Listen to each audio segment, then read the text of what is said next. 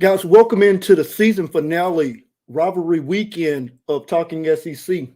This is Kenneth from the Crunch Time Sports Advantage Network here on the Voice of College Football, talking SEC football. Guys, want to say thank you to everyone that has listened and watched throughout the season.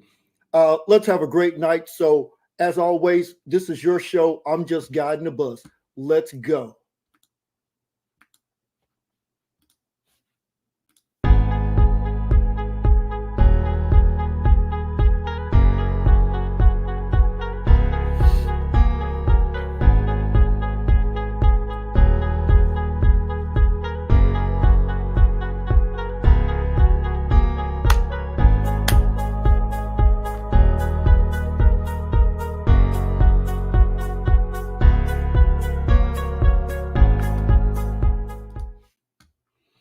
All right, guys, welcome into, like I said, week 13 season finale of Talking SEC football here.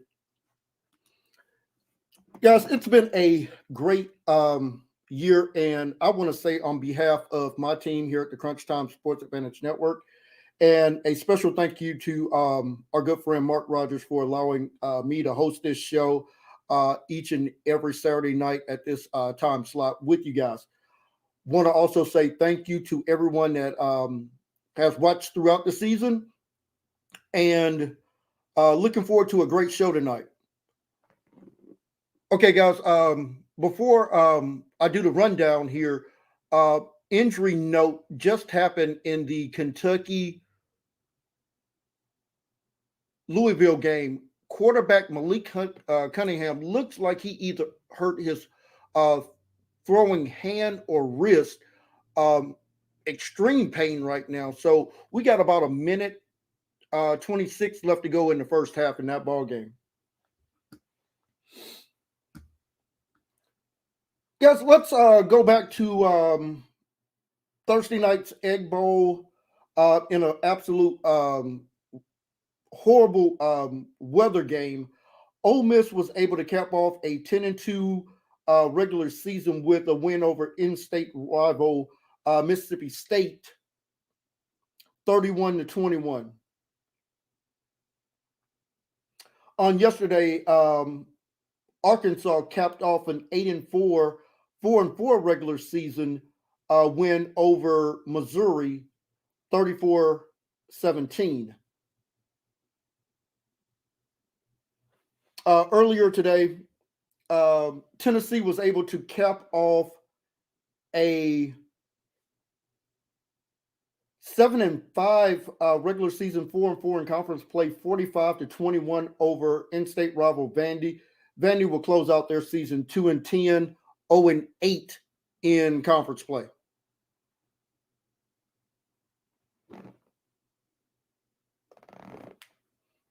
Florida. Jeff, I know we're going to probably talk about this game a little bit.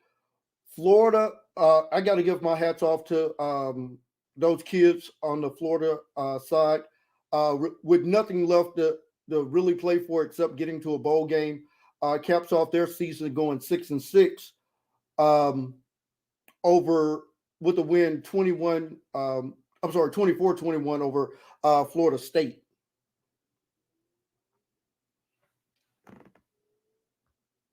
Guys, Georgia caps off a perfect regular season going 12-0. First time since 1980. Last time they did that, they won a national championship, 45-0 over a pathetic Georgia Tech team. Man, whatever you guys got to do over there at Georgia Tech, burn some incense, some candles, whatever. I mean, good grief, that program's a mess. I'm sorry. Good night, Georgia Tech. Please do something. We just talked about it. Kentucky up 24-7. We got about a minute left to go in the first half here. Clemson up 17-0 over South Carolina. Got to say, cannot be surprised by that score whatsoever. That game is at halftime.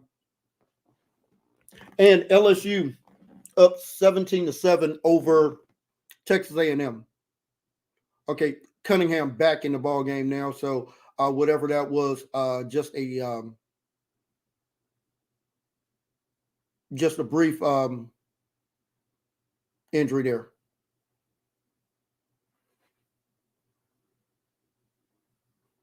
So glad to see him back in the ball game. In the stunner today, Alabama goes to overtime to beat in-state rival Auburn 24-22. Guys, we'll talk about that game as well, but let's start pulling up some of the comments here.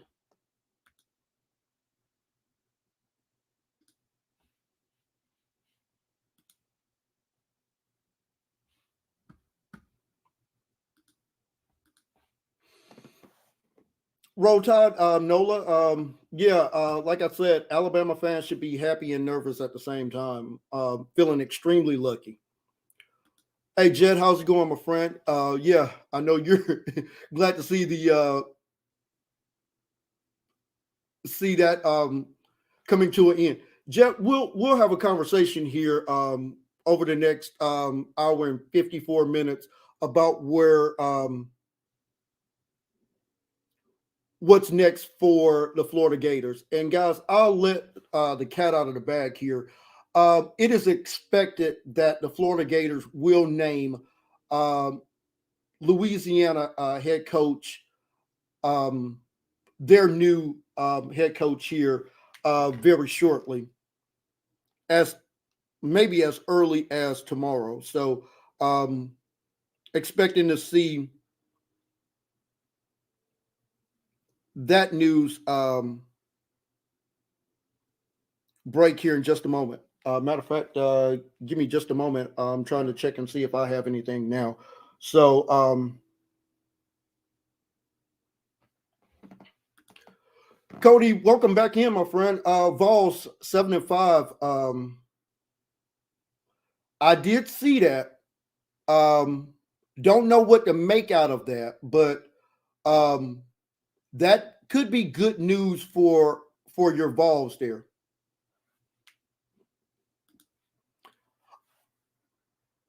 Gotta say, I was really impressed with Josh Heupel. Wish he would have started Hooker at the beginning of the season instead of Joe Milton, but that's water under the bridge now.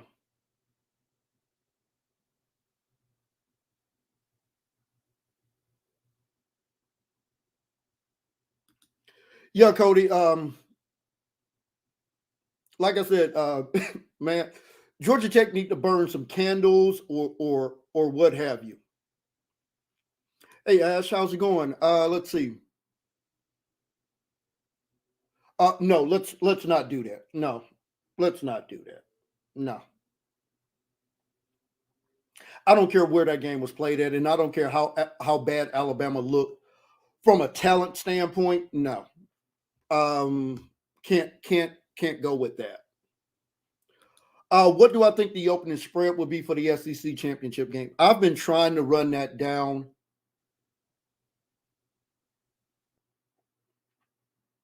I would say Georgia's probably going to open as maybe a 6-point favorite in that. Anything larger than that, we'll have to react accordingly. But guys, I just want to say a quick shout out to my team really quick over at the Crunch Time Sports Advantage Network. We nailed every future pick except Florida State going over their win total. So we needed Florida State to beat Florida today to go over that 5.5 win total. But we nailed everything else. We nailed the Florida under 9, Nebraska under, I think we had Nebraska under 8. We had Kentucky going over their win total of 7. So great job by my team. And if you're interested in making money next college football season, Do give us a follow on Twitter at Crunchtime VIP, as well as our fantastic website at www.crunchtimesportsadvantage.com. We would definitely help you make money next year. We also have some great stuff going on for college basketball. So if you're interested, hopefully you'll check out that website.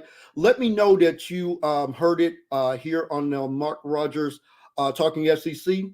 Gladly give anybody that signs up for a package a nice discount just for watching this YouTube show.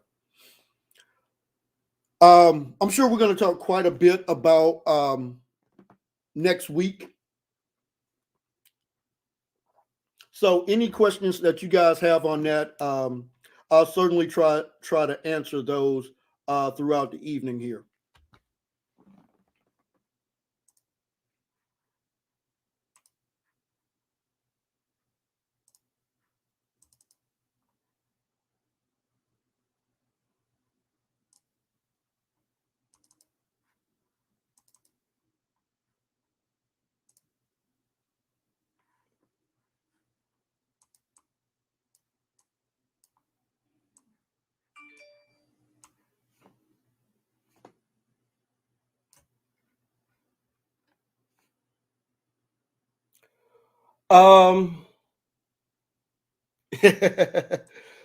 Give me just a second, guys. I was trying to pull something up here real quick here, so bear with me just a moment. Hey, Jet, question for you. What do you think about Billy Napier? As like I said, I expect he will be named the new head coach there in Gainesville. Could be as early as tomorrow, but we're expecting that news to break here really soon.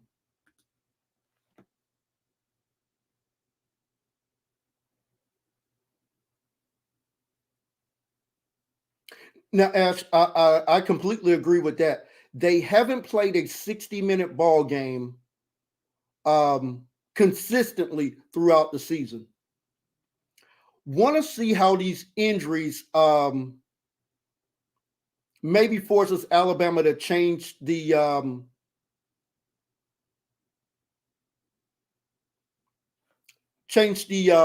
starting offensive line. Maybe get some of those young guys in there who lack the experience, but definitely have a bigger upside. So definitely looking out for that.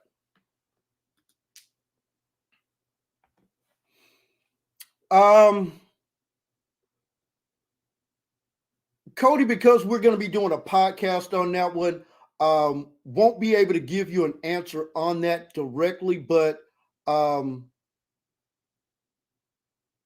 would definitely say take a listen to the podcast that will be coming up on that ball game, probably sometime either late Thursday night or certainly Friday morning.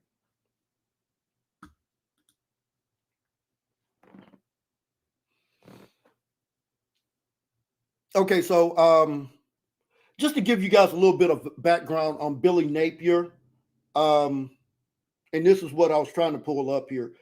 So 3 years as the head coach of Louisiana Lafayette. He's finishing up his fourth year right now. So coming into the year 28-11, 19-5 in the Sun Belt. Spent 1 year as the OC and quarterback coach at Arizona State. 5 years at Alabama as the wide receivers coach. And 1 year as the quarterback coach at Colorado State. And then looks like 5 years at Clemson, both as the quarterback coach and tight ends coach there. So a really good recruiter, loves to run the ball, relies too much on analytics. So that's something that Florida fans will have to get accustomed to. He will be his own play caller, and extremely detail oriented.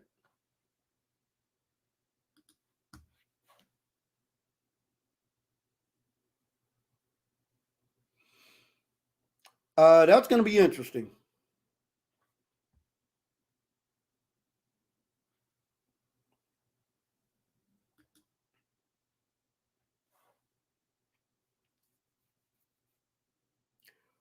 Um, Georgia right now has a 3-game season. Alabama and Georgia fans hope they have a 3-game season. Let me put it that way. Alabama and the college football playoffs. Uh, Georgia,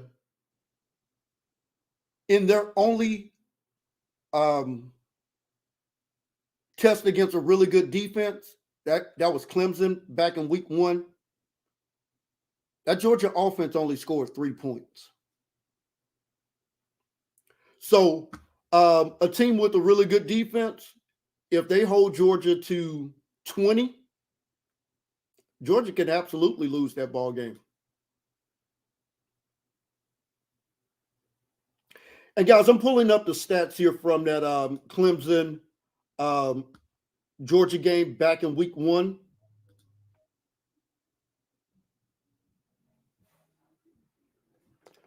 The University of Georgia went 7 for 15 on 3rd down. Okay, not great, but okay. 256 yards of total offense. 135 yards passing. And no, that was not Stetson Bennett. That was JT Daniels. JT Daniels went 22 for 30, 135 yards passing, 1 INT in that ball game. Anybody else want to tell me JT Daniels is the savior of this offense? He's not. If Georgia is to win a national title, it will be because Stetson Bennett is the quarterback and not JT Daniels. That rushing attack for the University of Georgia in that ball game, 31 carries, 121 yards, 3.9 yards per carry. That ain't championship on the offensive side of the ball.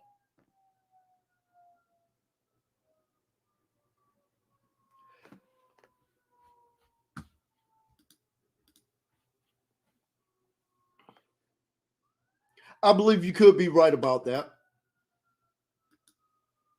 Alabama is very thin at the running back position. If Alabama's going to win that ball game, they are going to have to throw the ball.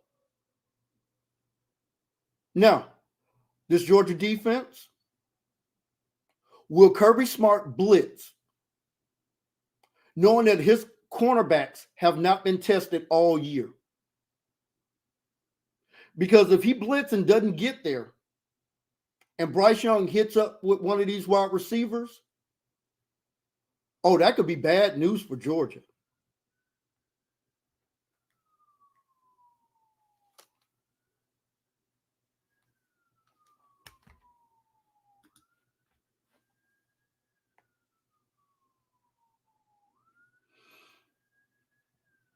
Yeah, that Michigan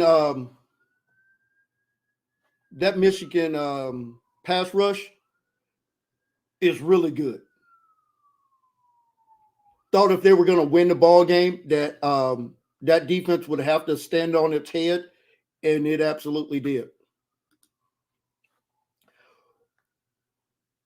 Week 1, Georgia was playing a freshman and a redshirt freshman at wide receiver.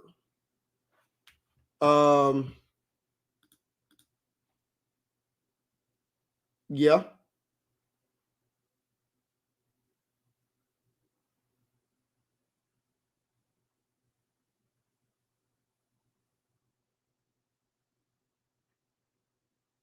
So you still put up 3 points in that ball game. I'm sorry. I don't care if you're starting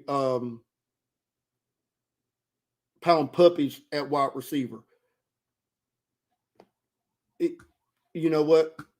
Run your route, get open, catch the ball.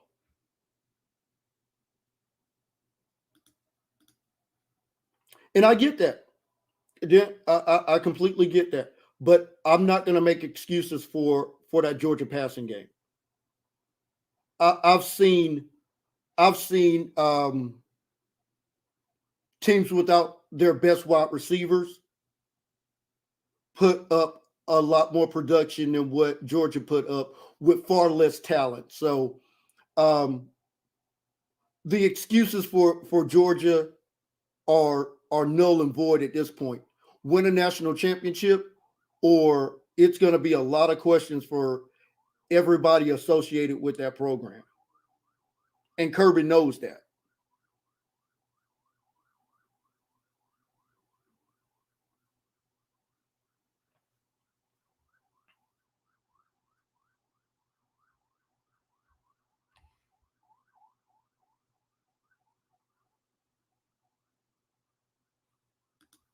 Oh, absolutely. And here's the difference in that ball game. So both quarterbacks threw an INT.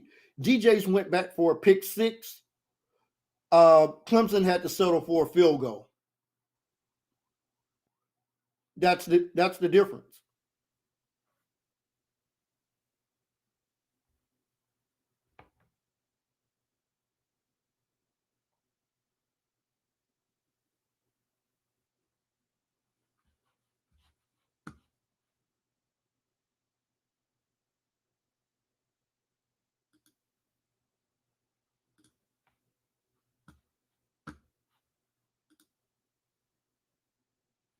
So, guys, I don't want to, I mean, I know I have the microphone, but I don't want to be the only one talking. So, uh, you guys, let me know what you think about the SEC championship game.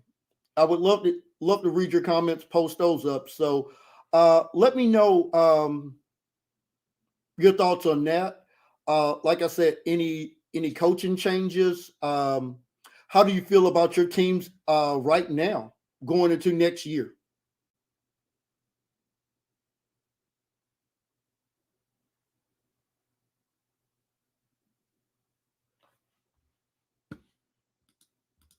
And Ash, I got to tell you, that's some of the comments that I'm getting from Georgia fans right now. Like watching Bryce Young go down the field with,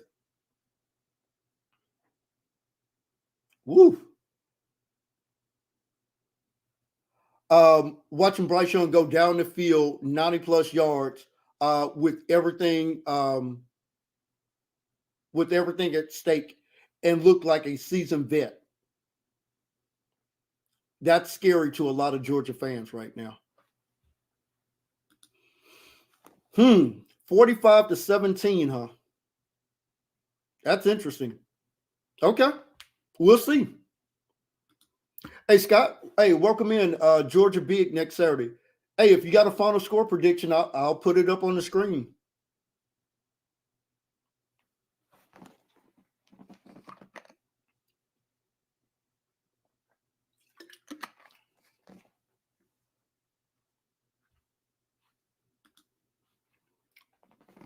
Let me tell you, Burt, that's a grown, you know what man.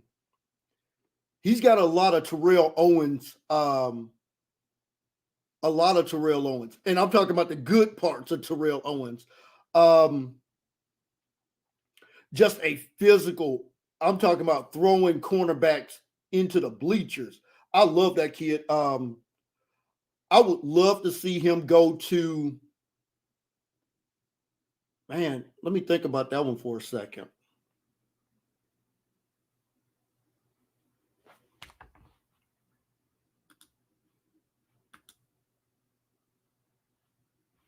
I would love to see him go to like the New Orleans Saints. Woo! Him with a healthy Michael Thomas. Yeah, man. I would love that.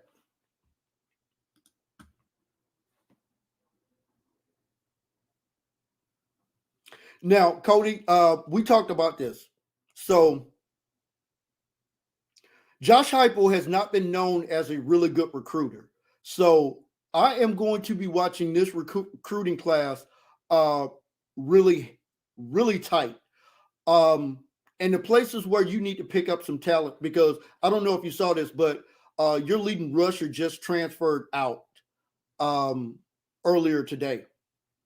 So don't know what happened there to hit the transfer portal um, literally at the last weekend of the season. Um, there's got to be something there.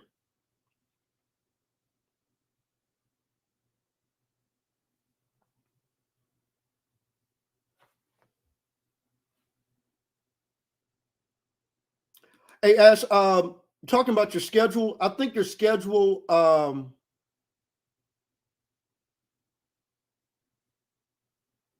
No, I'm talking about hey Cody, I'm talking about your running back this year. He just hit the transfer portal. I'm blanking on the name here. Give me just a second here.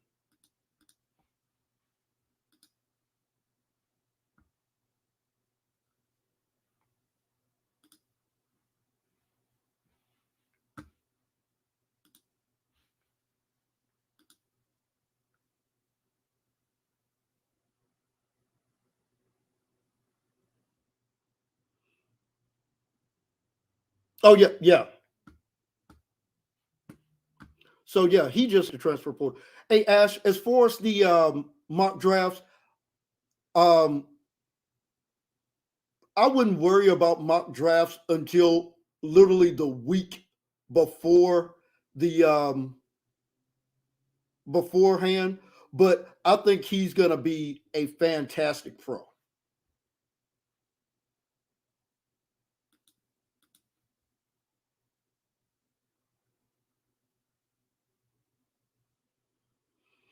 Hmm.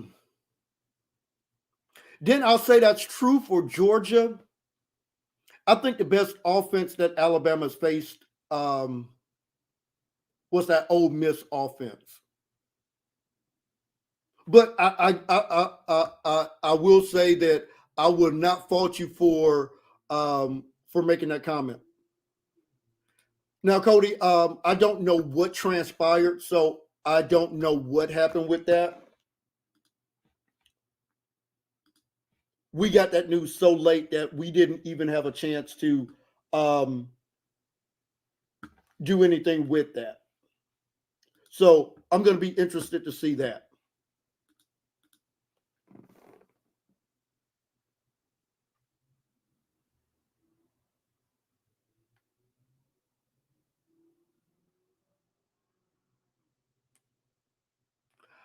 I like some of the moves. Um,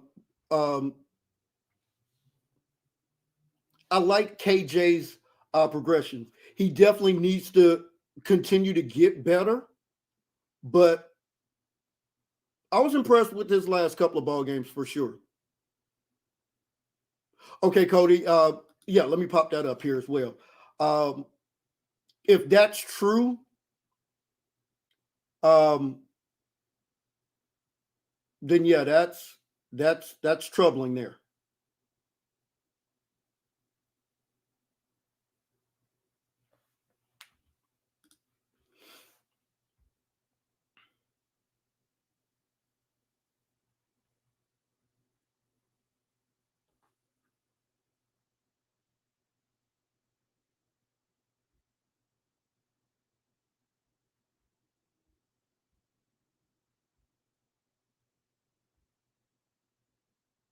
Okay.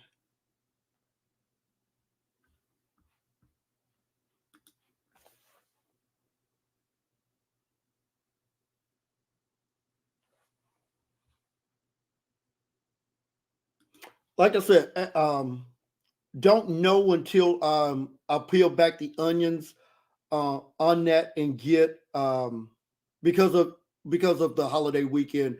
I really didn't want to reach out to any sources about it, but I'll definitely do so next week for sure.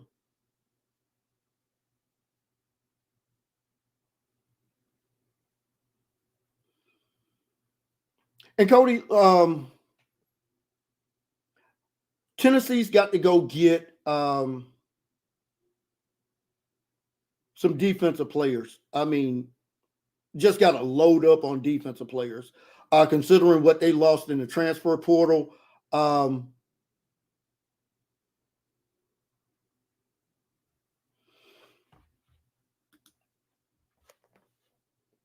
Ash, you know what? That's a great question. I know that, and we often talk about the sins of the father being passed on to the son, but um, Art Browse, while at the University of Baylor, and if you guys don't know what all happened while he was there, uh, just a total disgrace as a human being. Forget a head coach. What he allowed um, to happen. Kendall Browse is definitely going to have to answer a lot of questions if he takes, if he gets a head coaching job, I should say. As far as Barry Odom, man, I think depending on how bad some of these dominoes fall, you could see Odom land a head coaching job. Whether he takes it or not will be a different question, but that's going to be interesting.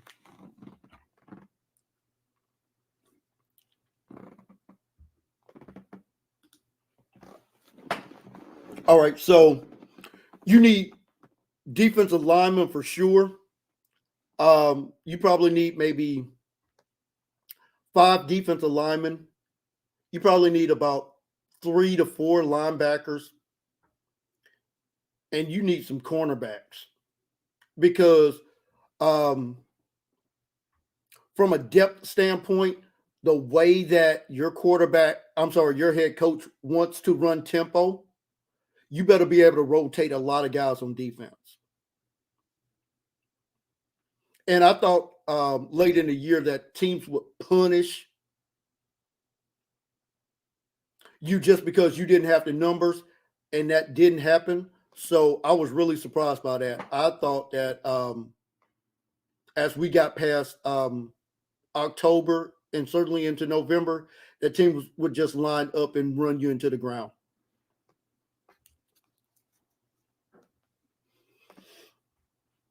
Okay, guys, quick update here. At the end of the third quarter, or we'll be here in just a moment,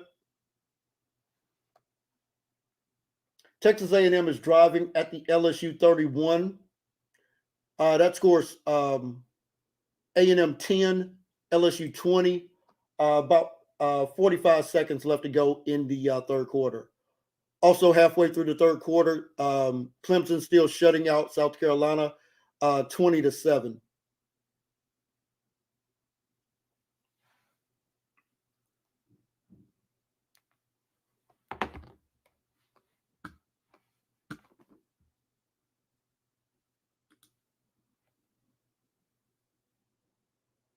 Oh, that's their offense. That's their offense.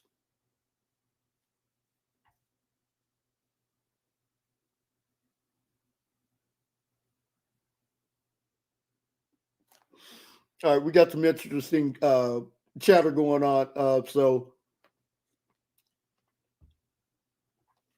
definitely want to see what Tennessee looks like next year for sure. As a matter of fact, guys, give me just a second. Let me see if I can pull up.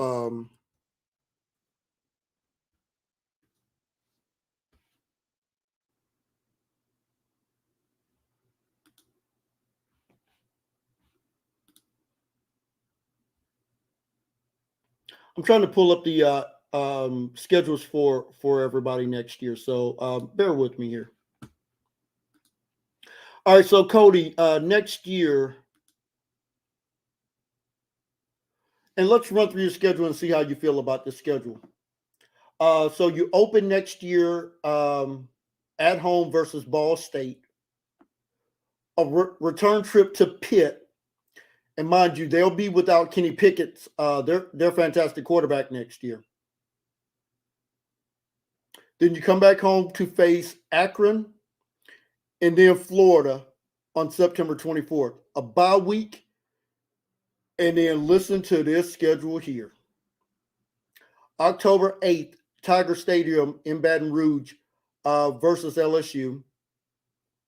Home game to Alabama, UT Martin, Kentucky, Georgia, Missouri, South Carolina, then finish the year off with Vandy. That's going to be an interesting schedule there for sure.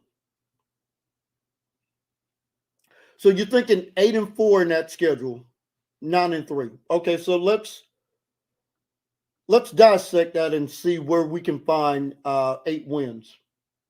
Okay, Ball State, that's 1. Akron 2. UT Martin 3. Vandy 4.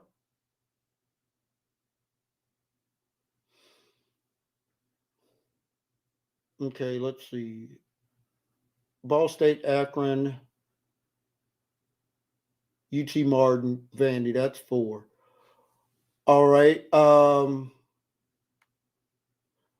let's take a look at the toss-up games. Don't know. Like I said, until Billy Napier is officially announced, I'm going to call that a toss-up game. LSU, depending on who their head coach is. Kentucky, if Mark Stoops is still the head coach, I definitely would consider that a toss-up. Could we get to 8-4? Yeah. I don't see why not.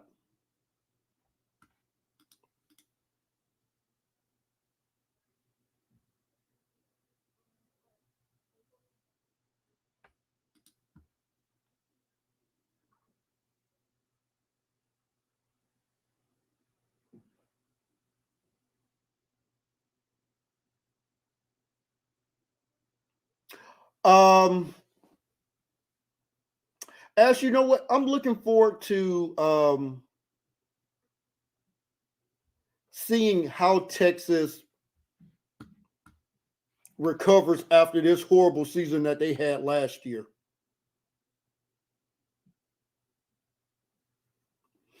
All right, so Cody, let's see if chips fall right. Yeah, like I said, LSU, South Carolina, and don't forget you got Ball State, Akron. So, yeah, it's possible.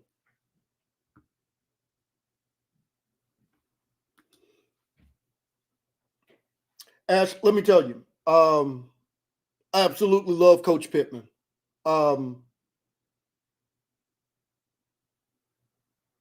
That coach, that dude's legit. Okay, there's a lot of phonies as head coaches out here in college football.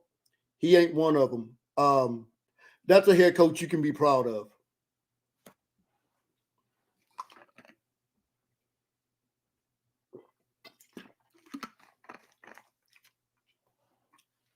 So, fantastic job there by Sam Pittman. Now, what I want to see from Coach Pittman is capitalize on beating both Texas and A&M this year. Go into Texas and land some big time recruits. Guys, A&M just scored new score in that ball game, 17-20. LSU still has a 3-point lead. About 14 minutes left to go in the fourth quarter there.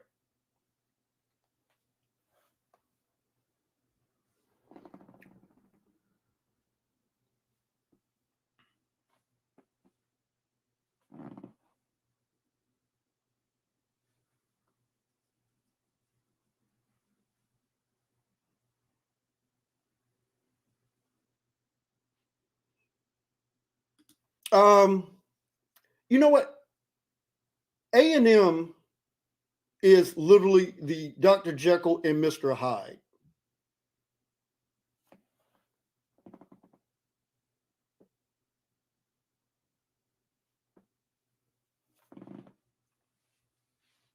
Interesting to see how A&M looks next year. That's going to be a team that I will definitely be breaking down in the offseason. Man, Kentucky is just taking Louisville behind the woodshed and leaving a dead carcass back there. 24-7. Will Levis has 3 rushing touchdowns on the ball game, and don't be surprised if he goes in for a 4th here. Um, 24-7. Um, Kentucky has the ball on the Louisville 2-yard line, so looking to punch another touchdown in. Anybody that doesn't think that Mark Stoops can coach, get out of the front door, man.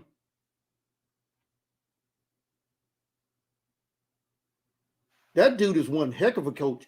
You talk about how much respect I have for Sam Pittman. Mark Stoops is all of that.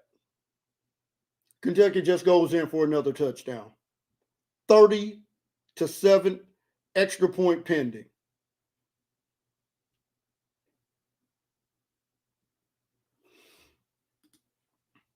Okay, so I've heard those rumors, and my question is, why does it make sense um, for him to leave Oklahoma to go to LSU?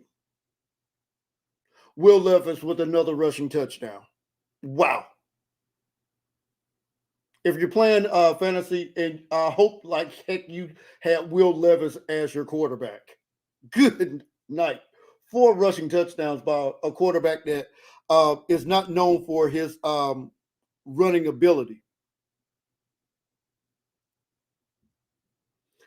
So uh, why does it make sense for him to leave Oklahoma to go to LSU? He's already getting great players at Oklahoma.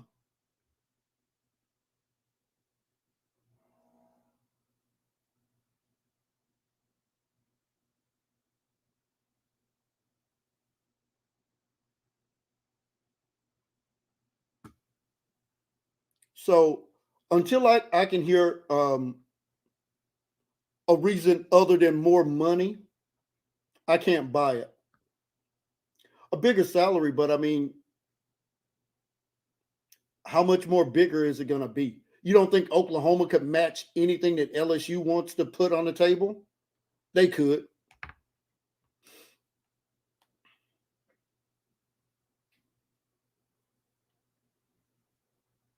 And Cody, that's a good point. I will say this: Kentucky was a laughing stock of college football. Okay, um, what um, what Mark Stoops has had to do at Kentucky, I think is even more impressive than what Sam Pittman has done.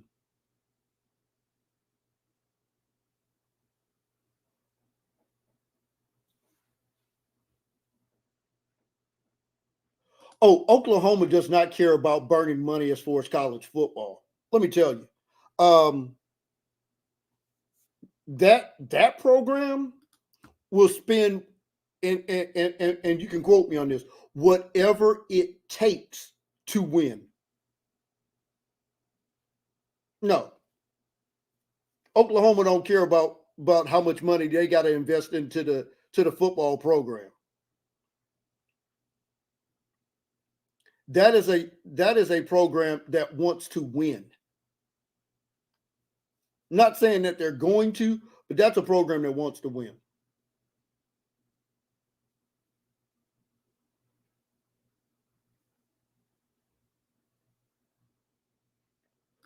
Um, okay, you want to talk about the talent in Louisiana, and I'm okay with that. Um, there's a little place in Texas called the Metroplex. Oklahoma's been recruiting that for over 50 years. The kids that are coming out of Dallas and Fort Worth are every bit as good as the kids coming out of Thibodeau, um, New Orleans, or anywhere else in Louisiana.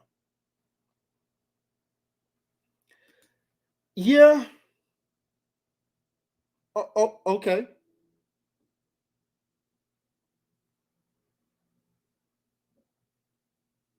And they had to fire 2 of them.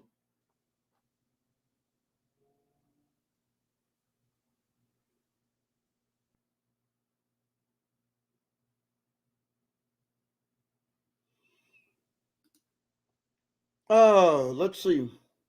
Stubbs. Um, if Oklahoma State wins tonight and wins next week, Cincinnati better hope that Alabama doesn't beat Georgia next week. Because if that's the case, Cincinnati will be left out, undefeated season or not.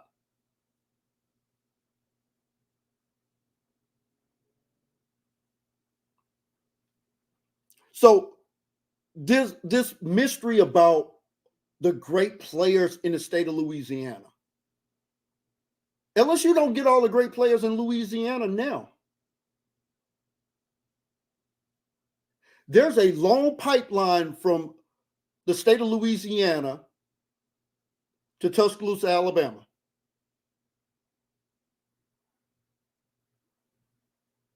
Cam Robinson, Landon Collins, and a host of others have left Louisiana to come to Tuscaloosa.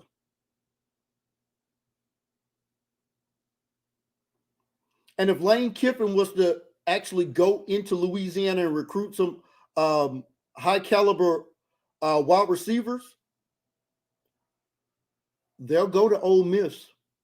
Let me tell you. And oh, by the way, depending on where you're at in Louisiana, it's a lot closer to get to Arkansas than it is Baton Rouge.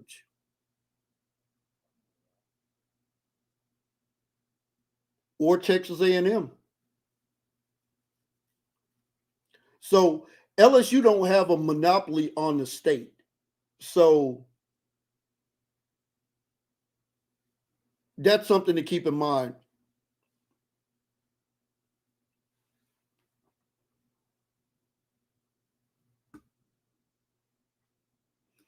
Ash, with Alabama still winning today, Cincinnati does not control its own destiny.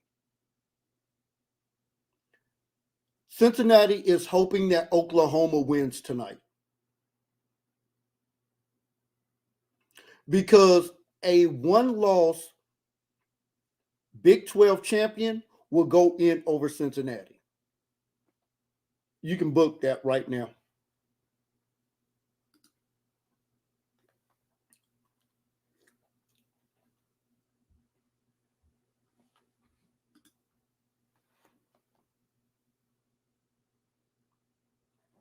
And guys, I know this is the SEC channel, but just a quick heads up.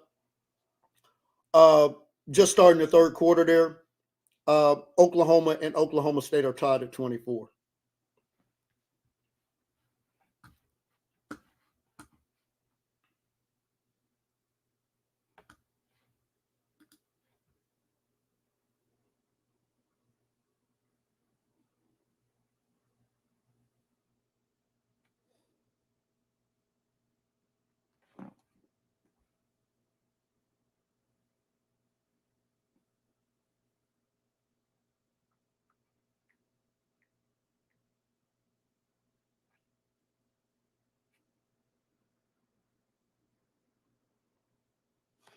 Just checking something really quickly. Okay. Looks like Texas A&M has the ball back on their own 35-yard line, 3rd and 10. Louisville trying to wake up. Man, I love this Kentucky team. Goodness, if they wouldn't have choked away a couple of games, they could have a 10-win season right now. But a win here. Okay, Ash, Lane Kiffin was never going to be considered for the Florida job. Okay, we've talked about that. I know you have. I haven't seen you post, but Lane Kiffin was never going to ever be considered for that job. Now, I will tell you this. If Miami does what is expected and fires Manny Diaz, their first call is to bring home native son Mario Cristobal. If not, their next call is to Oxford, Mississippi, and Lane Kiffin.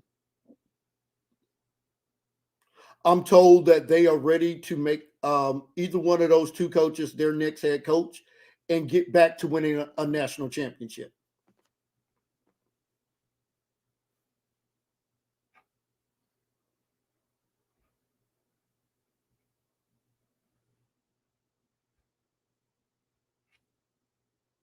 So if Lane gets rid of Jeff Lebby, I would love to see Lane at Miami. I am not a Jeff Lebby fan, his offensive coordinator. I think he flat out sucks.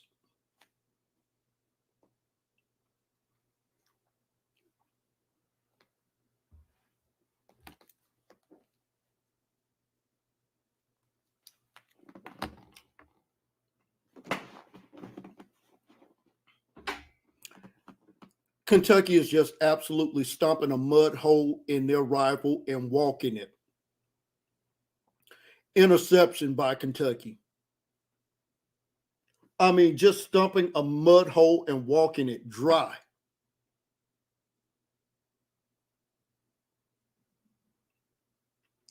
Big Blue is putting a big blue whooping on Louisville right now. We're halfway through the third quarter, 31-7. We've already called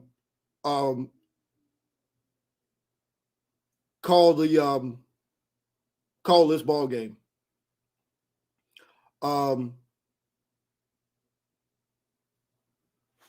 Rest in peace to Louisville, man. Kentucky is walking a mud hole and stomping it dry. Hey Ash, that's 2 weeks in a row.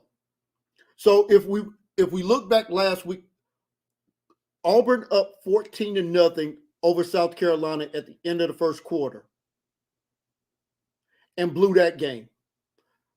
I am telling you guys, Brian Harsin is in a lot of trouble at Auburn.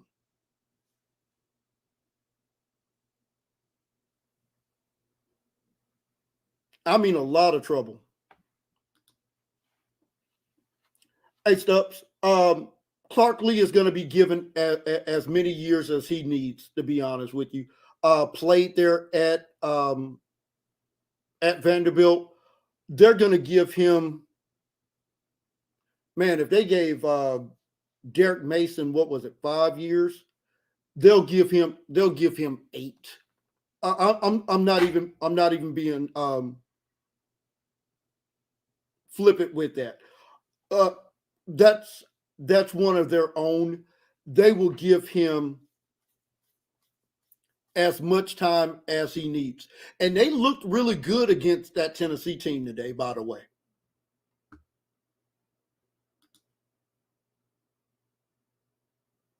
Yeah, Finley played with a hurt leg, but I'm talking, Ash, it was a lot of the bad play calling is what Auburn fans have been hitting me up with over the past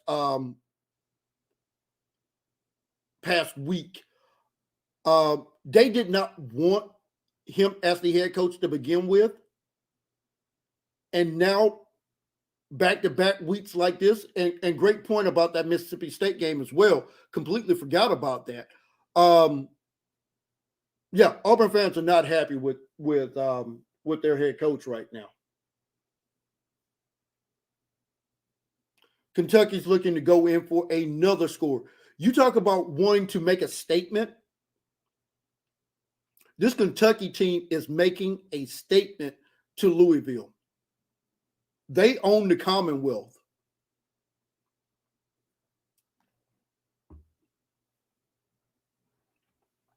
Man, if your team needed a head coach, I would be on the phone right now with Mark Stoops. This man knows how to build a program from the foundation.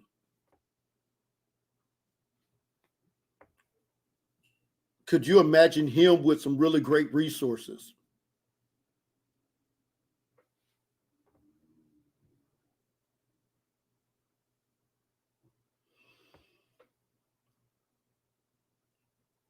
Now, Georgia has a fantastic tight end in Brock Bowers. That kid's just a freshman. Man, that dude is a matchup nightmare. But yeah, Alabama's going to have to load the box.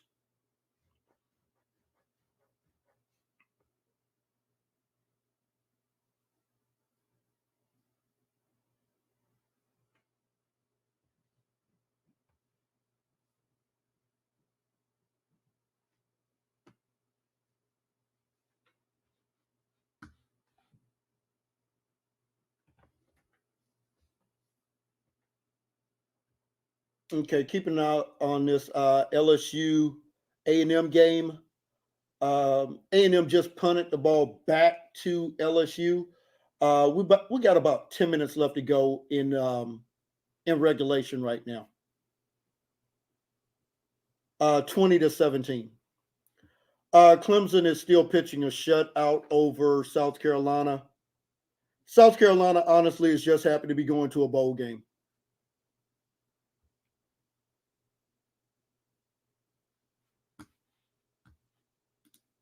Hey, Stubbs, Auburn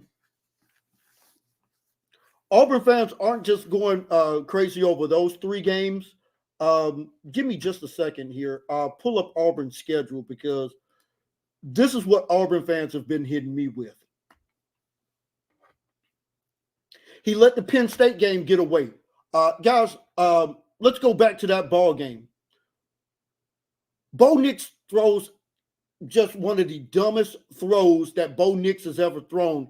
And trust me, that's saying something right before the half.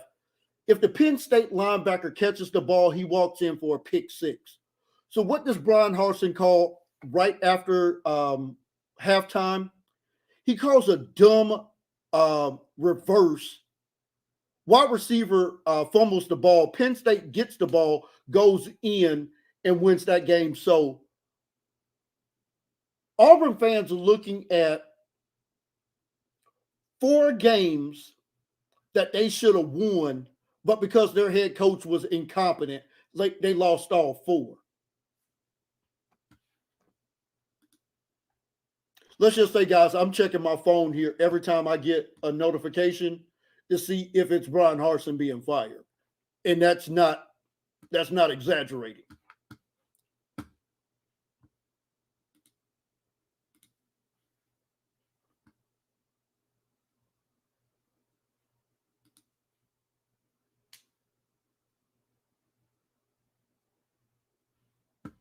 Hey, Ash, I will tell you, that's been the story of a Mike Leach coach team for over 20 years. 1 week, like you said, man, they're scary for the opponent. The next weekend, they're scary for their own fan base.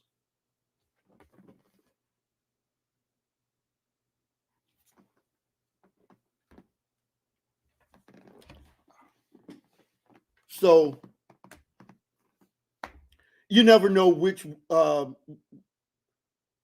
team is going to show up for Mike Leach. I mean, just never know.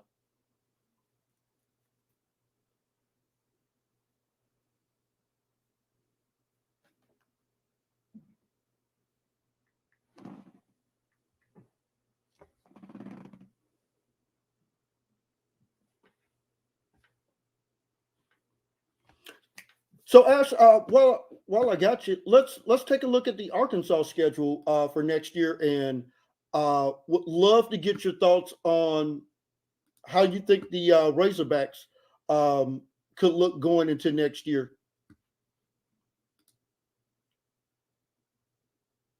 And we'll do that, guys, right after we do the top of the hour reset. So give me just a moment here, and we'll be right back to continue the conversation on hour 2 of Talking SEC.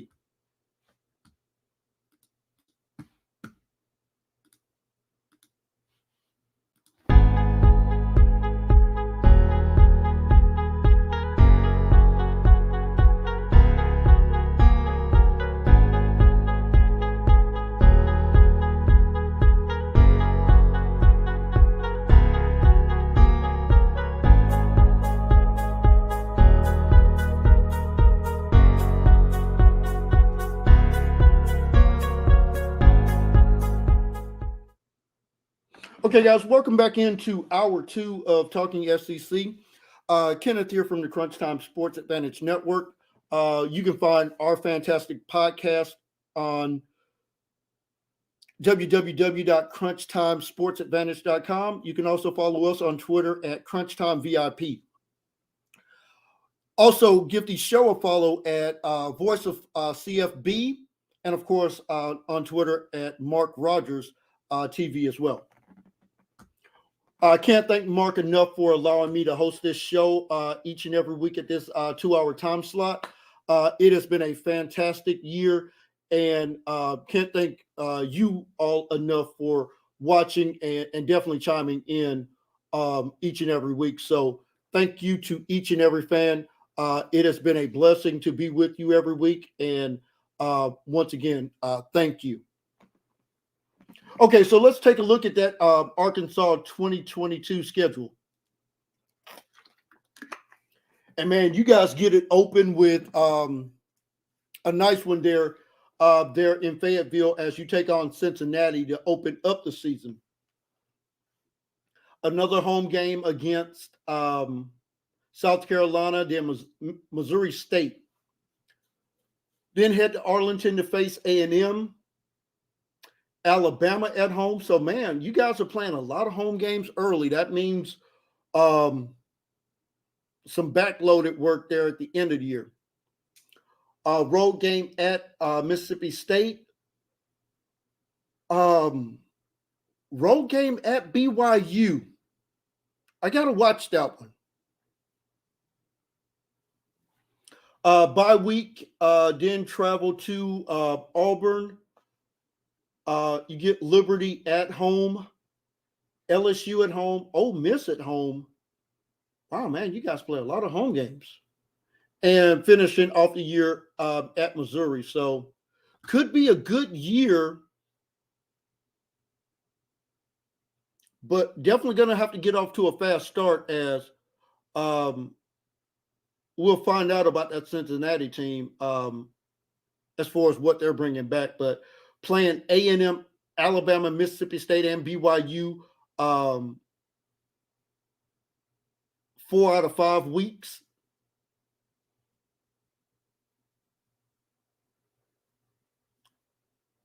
That could be tough.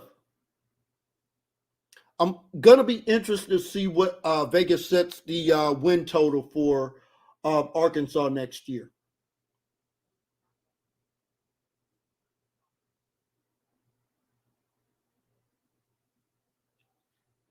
Going to be interested to watch that very, very carefully. Okay, Stubbs, let's see.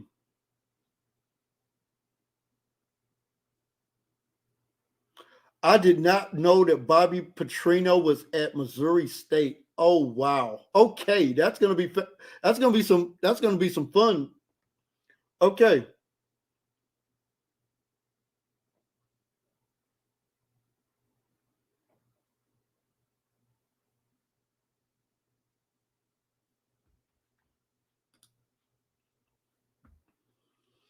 And as you're right about that tough stretch this year, that stretch next year, man, let me tell you, September 24th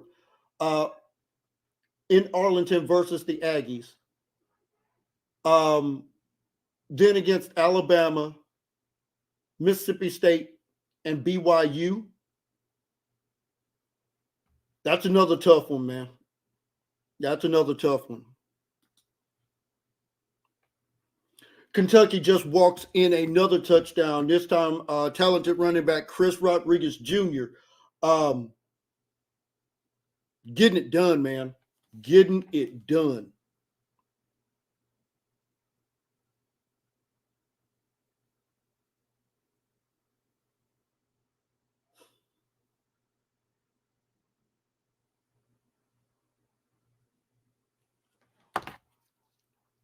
This ball game's all but over, 38-7.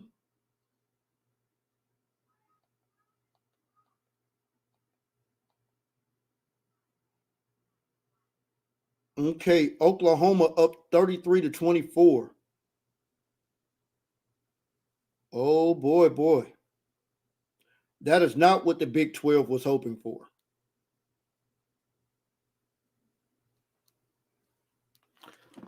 Um. Oh yeah. No question about it. Your SEC schedule is extremely tough. Oh yeah, Kentucky is just walking a mud hole all over Louisville. Um, this is not good for Malik Cunningham, talented quarterback for Louisville. Um, yeah, draft wise, that's gonna be tough, man. Uh, Cody, I wouldn't try to live off of that transfer portal. Supplement it, but you got to start you got to start recruiting better.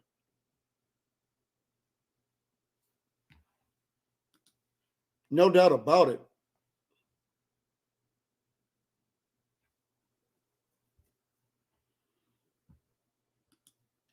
Ash, yeah, Auburn's really beat up right now. Yeah, Jet, I was just watching that.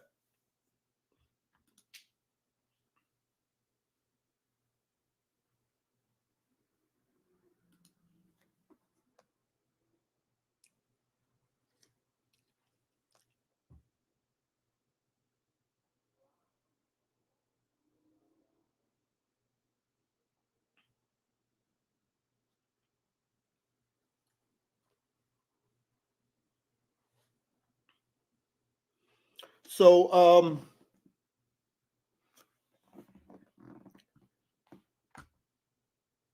Auburn, like I said, Auburn's got a lot of work to do.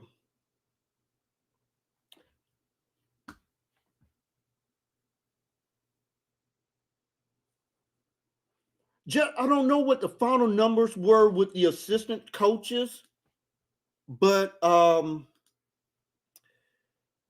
let me tell you, who knows what Auburn? I mean, that look. I'm trying to think of how to phrase this. With Auburn, who knows? That's the best way I can answer that. With the Auburn Tigers, who knows?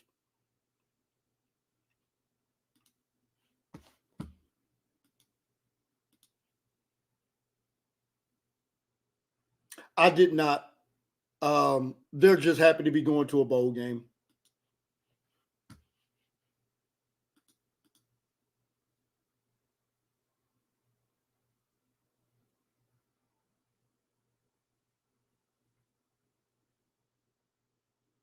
All right, guys. Here's Auburn's schedule for next year.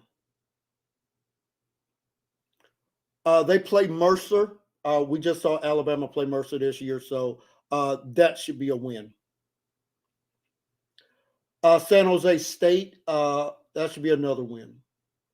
Then they get Penn State at home. Guys, I want you to take a listen to these next couple of games for Auburn. Missouri at home, LSU at home,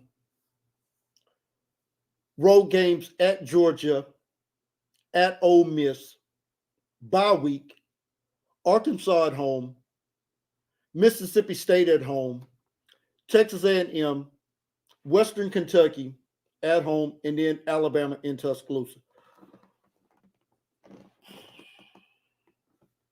I don't know if we have any Auburn fans on the chat right now, but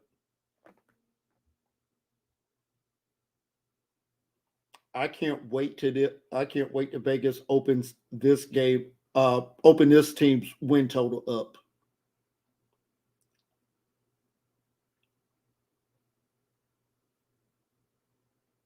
Oh my goodness.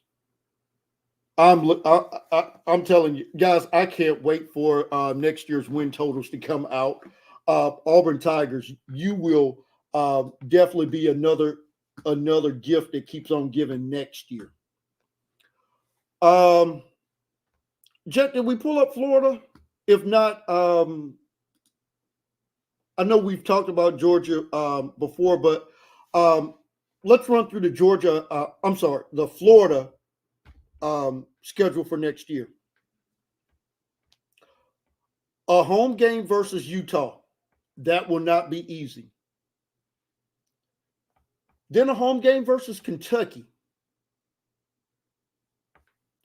Home game versus South Florida. And then heading on the road for the first time, going up to Neyland Stadium, Cody, to take on your Tennessee Volunteers. Home game at versus Eastern Washington. Home game versus Missouri. Home game versus LSU. Bye week. Georgia in Jacksonville. A&M in College Station. South Carolina. At Vandy. At Florida State. Whew. Man,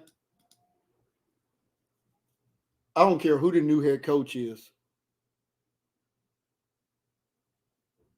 My goodness grief. Those first two, wow.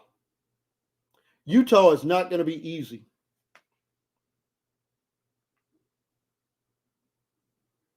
We know what Kentucky's been the past couple of years.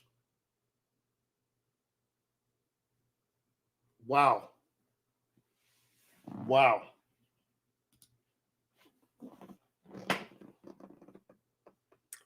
That's another one I can't wait to see the win total for. Let's take a look at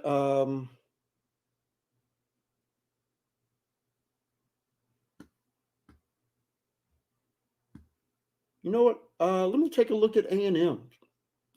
A&M next year. Sam Houston, App State. Ooh, September 17th. Guys, write this one down. Miami goes to College Station. We may be doing the show live from Kyle Field. Looking forward to doing some games from some stadiums next year. We may be doing that one live. Miami Hurricanes, depending on who the new, let's say, okay, depending on who the head coach is for Miami. Going to College Station? Yes, please. A&M plays Arkansas,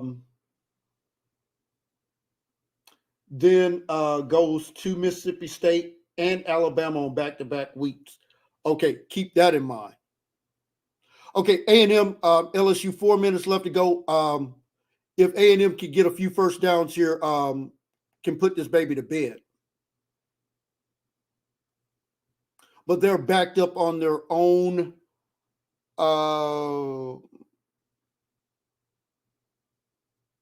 Where's the ball? A&M has the ball at their own 9-yard line, it looks like. Oh, Ash, let me touch on that. Dan Mullen is not an NFL type whatsoever. Dan Mullen is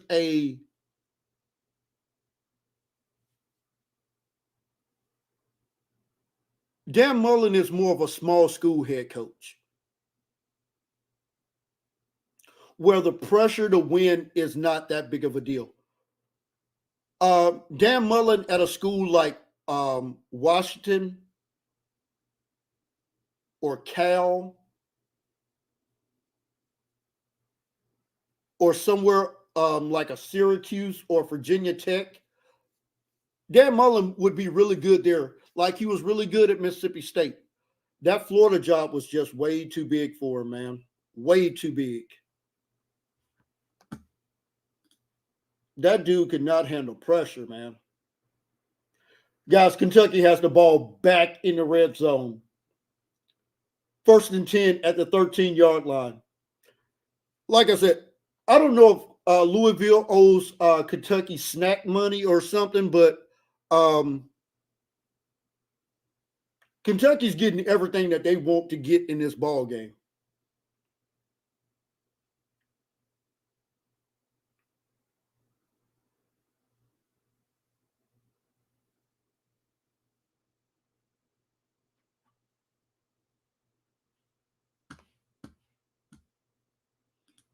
Oh, you can ask Jed about how he felt about that comment.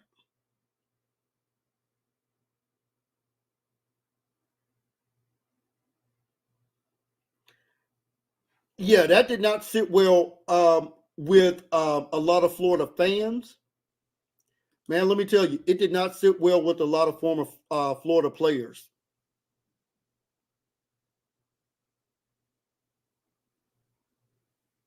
Yeah, that comment was not smart at all.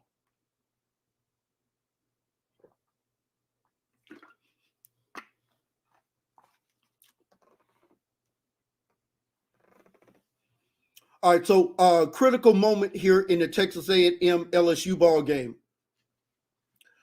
A first down here by A&M,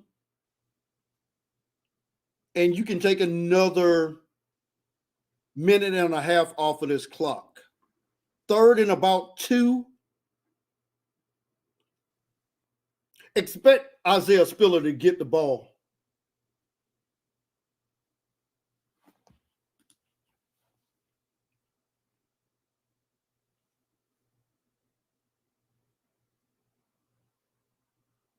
Okay, clock's ticking here. So LSU 1 timeout.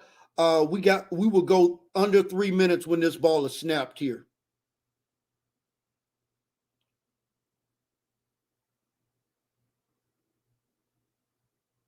Why is A&M throwing the ball? See, Jimbo Fisher.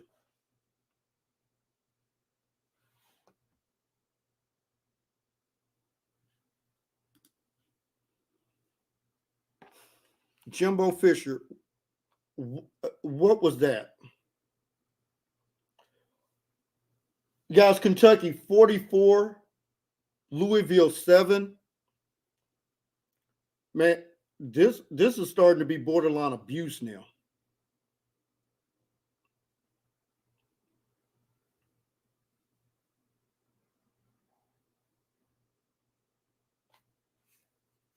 Okay, so LSU's going to get the ball back here. Oh, beautiful punt.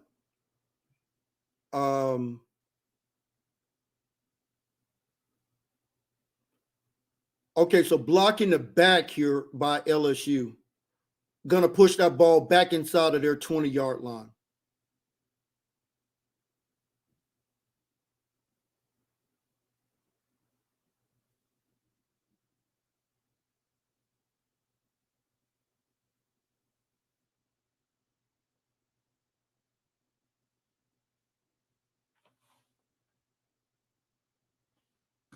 Okay, guys, hold on just a second. Want to see what these flags are here.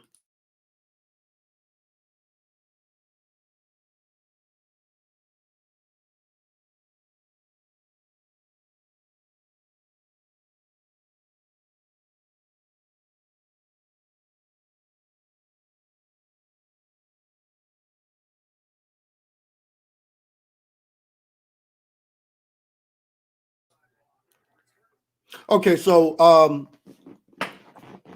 LSU will have the ball. Illegal block in the back. Minute 58. LSU has to score a touchdown to win the ball game.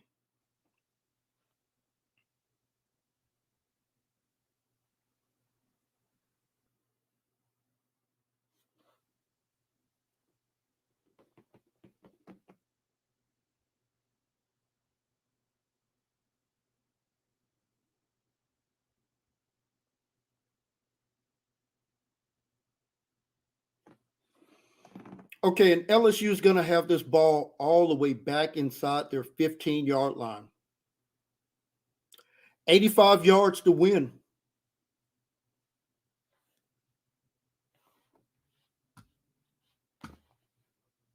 Clemson looks like they're going to shut out South Carolina. Max Johnson takes off on a scramble. That clock's still rolling.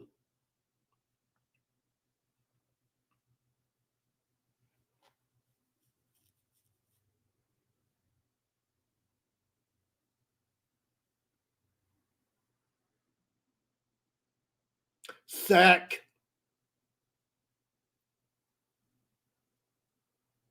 Oh, that was a big time sack there by A&M. Guys, we're looking at LSU third and long. Oh, beautiful spin move back to the inside. That's exactly how they teach it, Clemens. Uh, beautiful spin move back to the inside. Beats the tackle. Looks like it's going to be third and about 16 or 17 for LSU.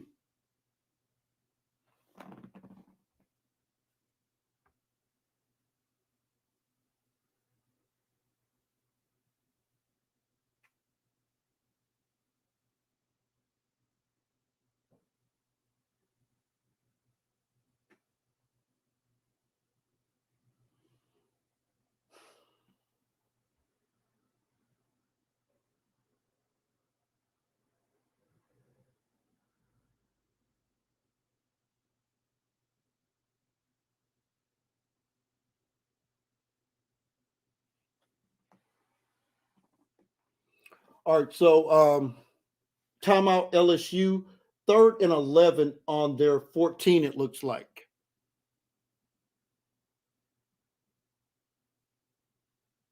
Minute 30 left to go. They're going to have to go for it here on fourth down. So trying to pick up a little smoke screen, picks up maybe 3 yards. So fourth and game, LSU looks like they're going to need about 8 yards to pick up this first down. Officially, they're going to call it 4th and 7.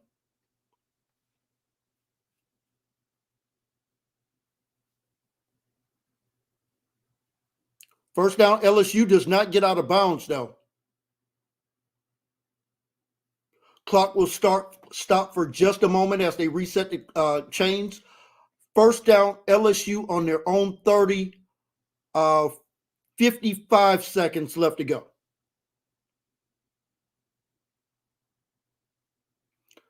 Oh my God, they just gave up a busted assignment. LSU's across midfield, across the A&M 40. Ball being placed at the A&M 39-yard line. 48 seconds left to go. Clock will start on the snap. Just a busted coverage there. Beautiful out route. First down. LSU's on the move, man.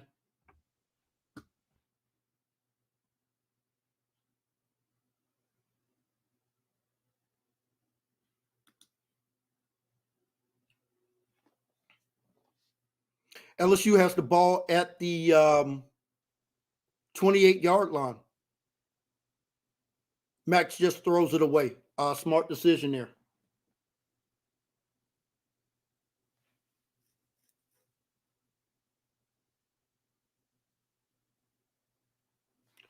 Cody, we would not say that out loud. No. You haven't beaten Alabama since Nick Saban's been the head coach there. So, no, that game would not be a toss-up.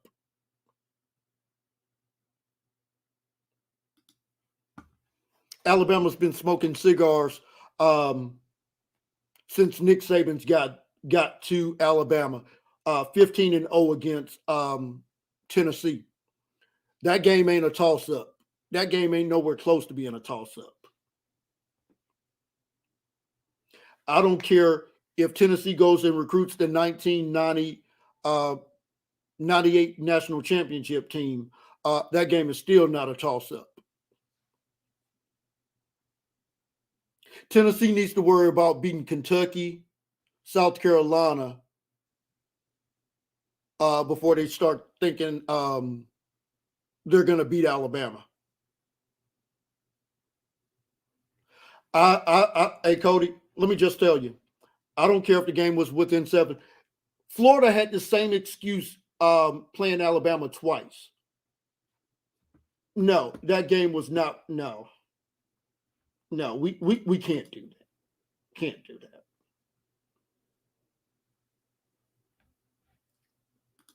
That game was 52-24. Okay, that's the final score. 52-24. So no, that game was not within 7. That game was 52-24. That's the final.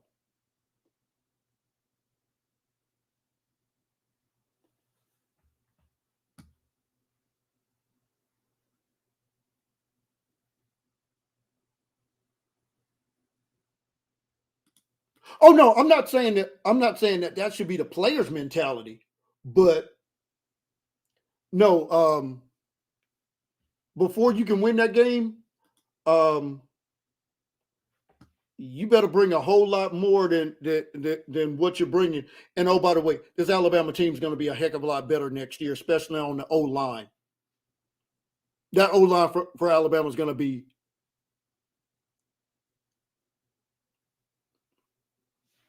LSU just scored the go ahead touchdown.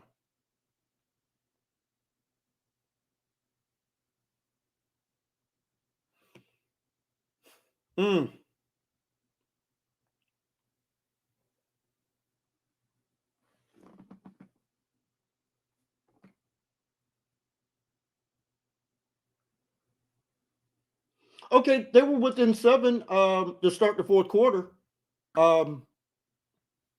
That's only 45 minutes of a 60-minute ball game.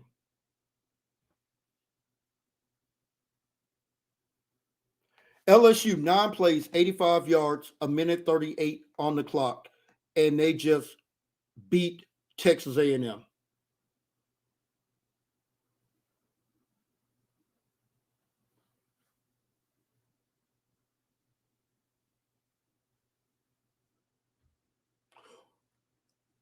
Absolutely right.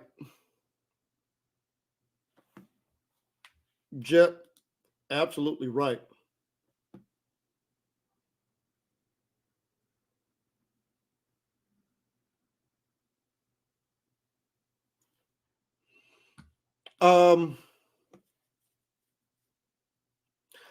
See, I don't subscribe to that. We played a team closer than another team played them philosophy. Okay, so Cody, let me take you behind the scenes a little bit as far as what we do.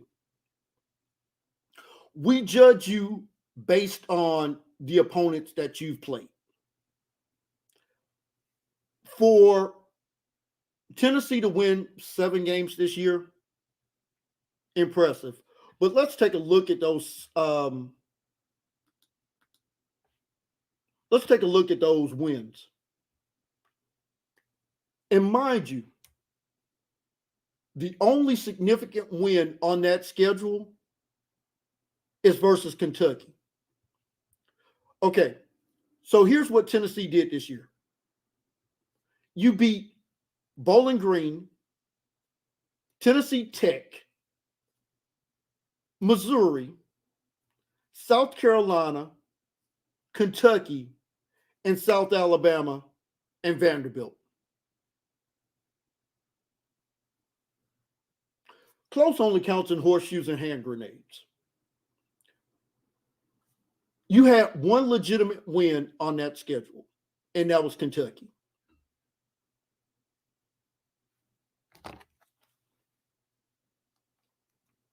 So while I'm impressed with Tennessee going 7-5, when I look at that record, who in the SEC wouldn't have beat Bowling Green, Tennessee Tech, and South Alabama? Vanderbilt would have even beat those 3 teams.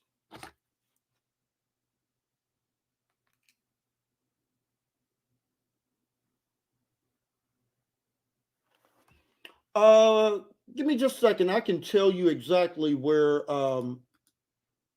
A&M will finish. Oh my God. Tennessee in the West? You tell me if Tennessee beats Ole Miss, Alabama, A&M. No to all of those. Heck, does Tennessee even beat Mississippi State?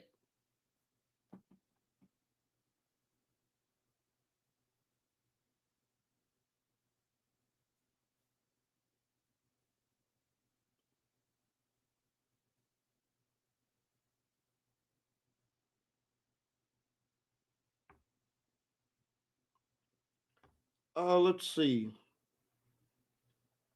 Okay, so to answer your question,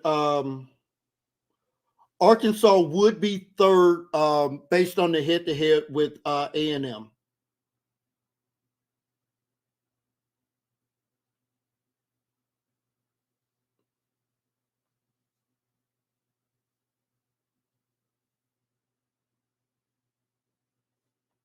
So this Tennessee record, while it's good, it ain't that good.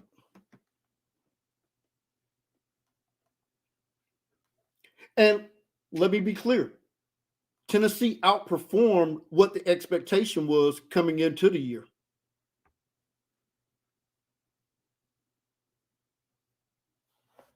So no, I'm not gonna say that this team is ready to compete with an Alabama, with a Georgia, based on them beating a whole bunch of cupcakes. I mean, you get fat off cupcakes, but when you have to go up against some powerhouses, um,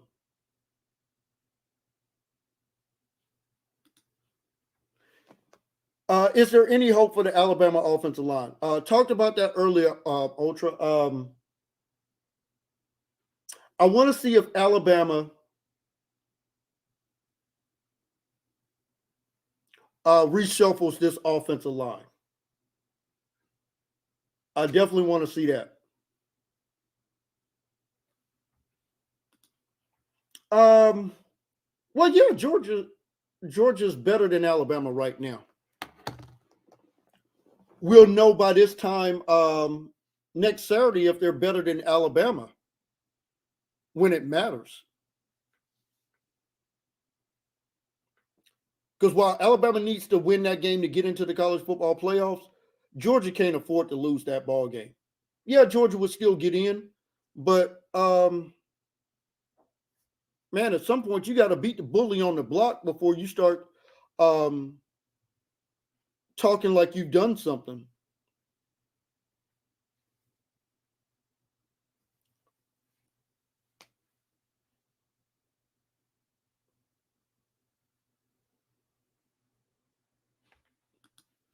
Um, could Georgia be a powerhouse team again next year? Tell you what, let me see if I can pull up that Georgia roster real quick. Because I know they're losing some studs off of that defense. All right, so and I'm looking at just the defense here. So um as far as offense, Carl Pickens, I'm sorry, yeah, George Pickens, Carl Pickens.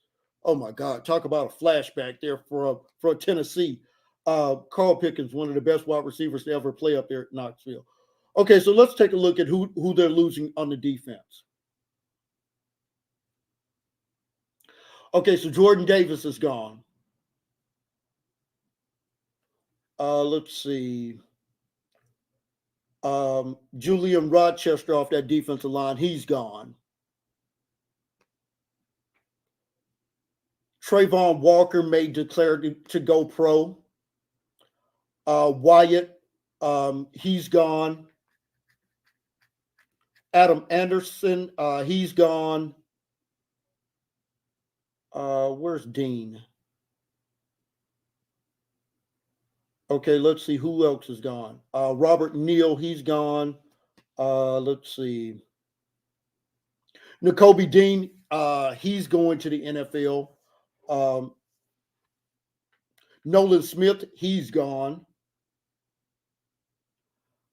Walker, linebacker, he's gone. So basically, you're losing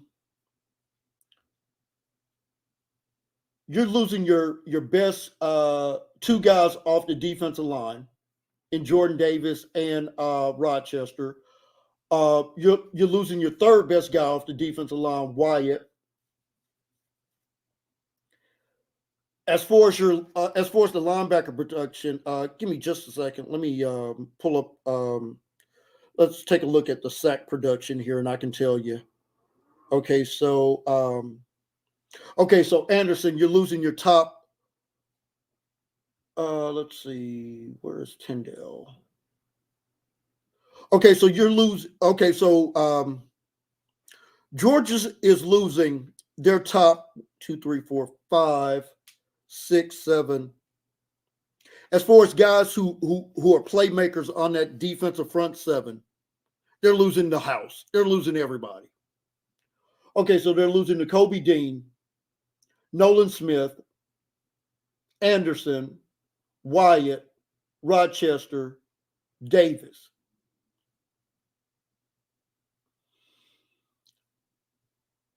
Lewis Seen is going to be gone.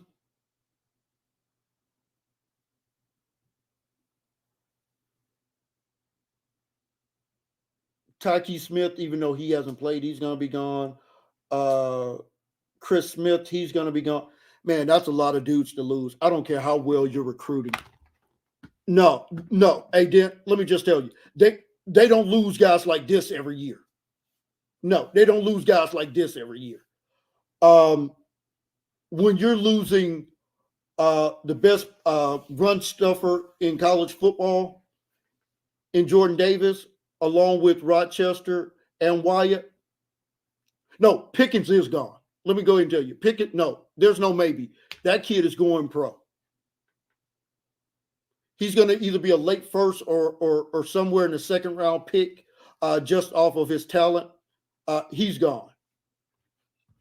You're losing to Kobe Dean, the best player on that Georgia team. Nolan Smith, losing him. Yeah, that's a lot. That's a lot of production to lose. So no, you don't lose talent like that every year. Now, has Georgia recruited really well? Absolutely. There's not another Jordan Davis walking on Georgia's campus right now. Now, Nazir Stackhouse, maybe 6'3", 320 pounds. He ain't no Jordan Davis. No. Let's take a look at the linebackers. Chambliss, 6'2", 250 pound freshman. That dude ain't N'Kobe Dean. N'Kobe Dean is a dude. No, that's a lot of dudes to lose next year. And I want to take a look at Georgia's schedule just to see how they start off next year, because they better have some Cupcake City going on. And they start the year off with Oregon in the Georgia Dome, Sanford, South Carolina, Kent State. Kent State's a really good team. Missouri, Auburn. Yeah, they start off. Yeah, Georgia's still going to be good next year.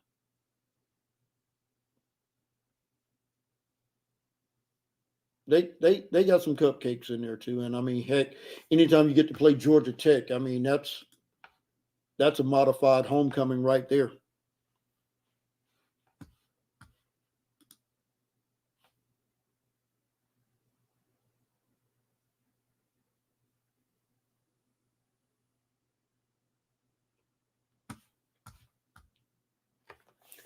But no, like I said, we'll see. But no doubt about it. But you're talking about every potential level of your defense being affected.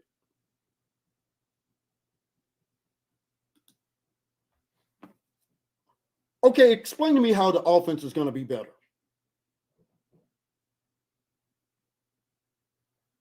I really want to hear how the Georgia offense is going to be better. And I'm not trying to be confrontational. I'm just trying to figure out how is this Georgia team going to be better.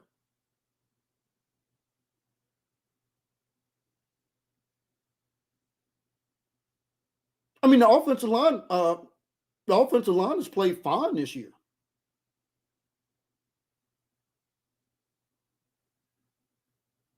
Unless there's something that I'm missing, the offensive line has not been a problem.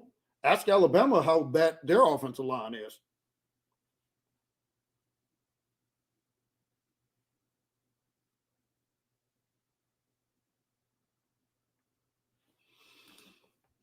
Mm,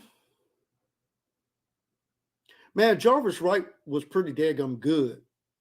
I think Burks. I would have to go back and check, but I think Burks might be. Hey, Eric. Okay, so here's my thoughts on Billy Napier.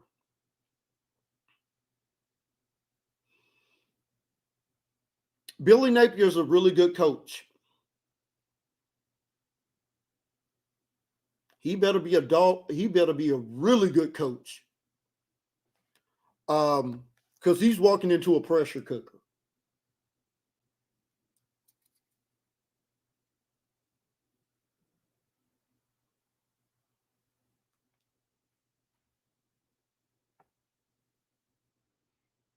Yeah, that's okay. So they're missing three starters, but they haven't missed a beat. So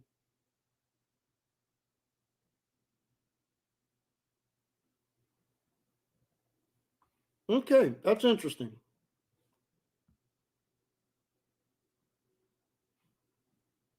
Interesting. Okay.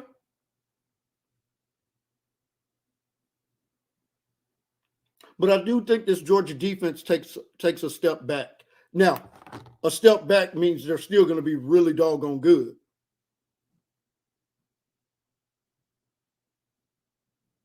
But that's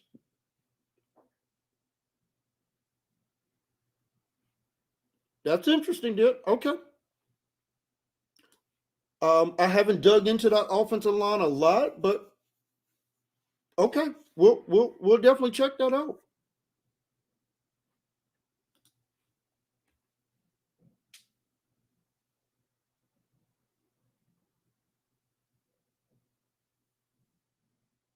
But it's hard to lose that many guys off of your starting defense. That's hard to replace.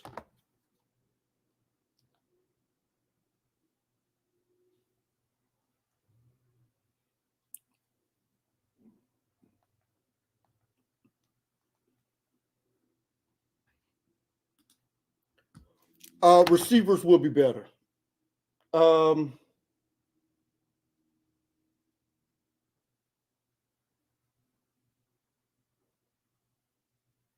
Receivers will be better. Um, are you bringing in Randy Moss? Um, are you bringing in Jerry Rice? Are you bringing in?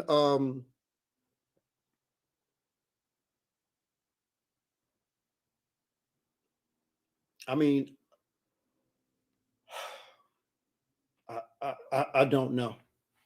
Okay, Eric. To go back to your question, Mario Cristobal was never going to go to the University of Georgia. I'm sorry, University of Florida. If Mario goes anywhere in the state of Florida, he's going back home to Miami. So Mario Cristobal wouldn't have even considered going to Florida.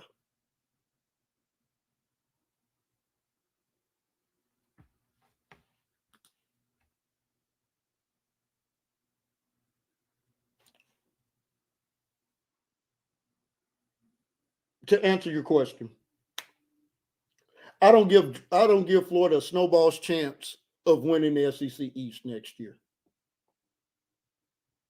I don't care how much talent Georgia loses because that Florida roster Ain't good.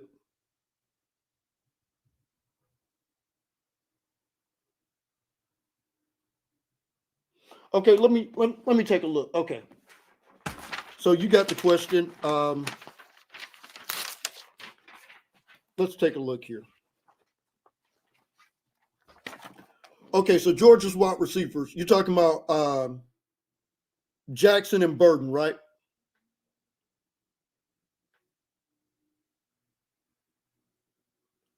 Jackson. Okay, let's take a look.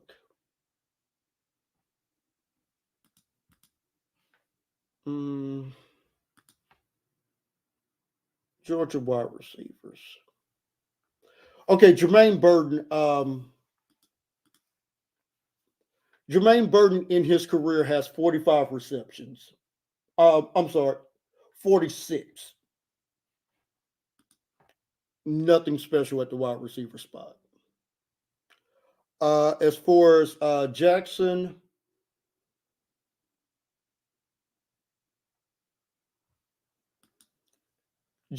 in his career has, let's see if we can do the math real quick. Uh, 41, 50, has about 53 receptions and 4 touchdowns. Injuries or no injuries, man. Georgia ain't bringing back nothing special at the wide receiver spot. And both of these dudes are coming off of ACLs. Um, man, ain't neither one. None of these wide receivers that Georgia is bringing back, unless the name is George Pickens, scares any defensive coordinator. Now, Bowers, I like him. But as far as the wide receivers, ain't nothing special about the Georgia wide receiving group. I think they're average at best. Um, Eric, I won't have any projections this early because I don't know who the head coach will be. I know we're expecting it to be Billy Napier, but um,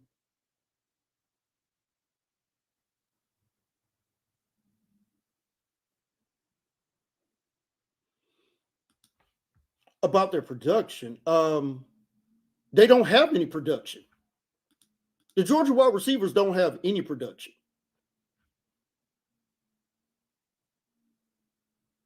I mean, they don't have any production in their entire Georgia career. So no, I can't make that statement.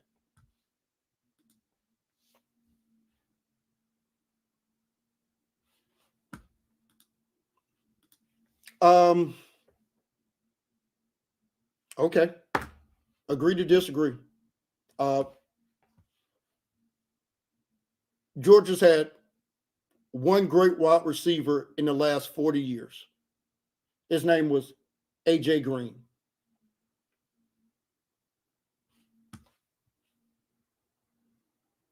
I can't even think of another Georgia wide receiver that has been even remotely good. Not even Hall of Fame. I can't even think of a Georgia wide receiver that's been good.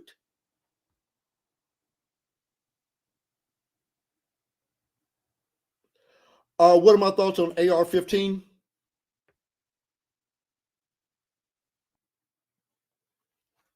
He's okay.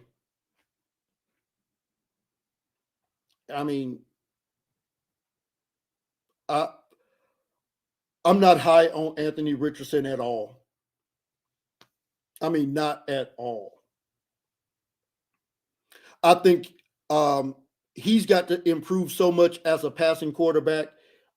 It's not even funny.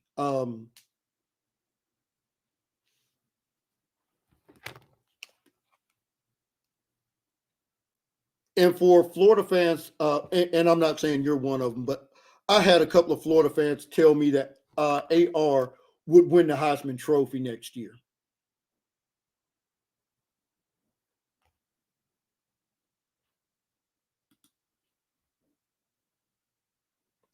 Top seven offense. Uh, Top 7 offense. Let me think about that.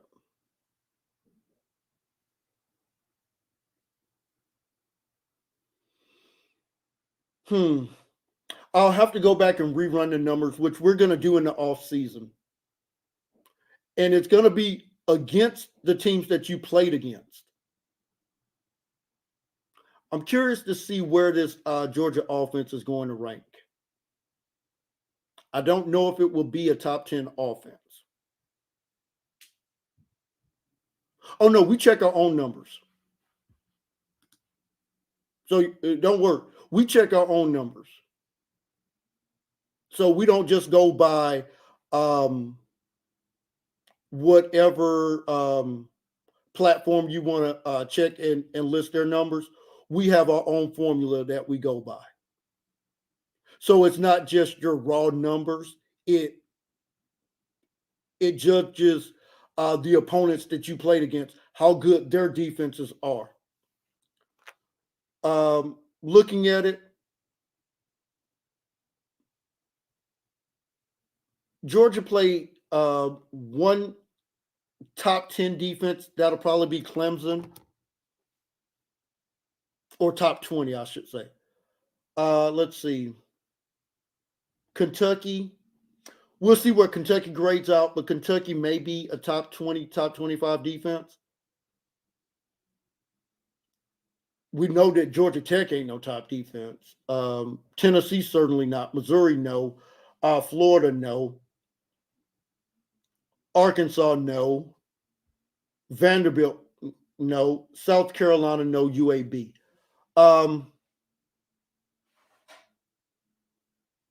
This Georgia defense did not face a top 20 offense all year. I don't think they faced a top 20. They didn't face a top 20 defense besides Clemson. Oh, Ole Miss absolutely got rich off of bad defenses. And when we go back and grade Ole Miss, we'll see exactly where they graded out. But no,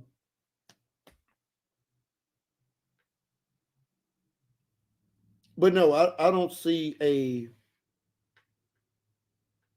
legitimate defense outside of Clemson that Georgia went up against. I mean, Arkansas was okay. Oh no, they played a good defensive team in Clemson week 1, but after that, no, Georgia hadn't played anybody all season. But I won't hold that against them. I mean, you can only play who's on your schedule. But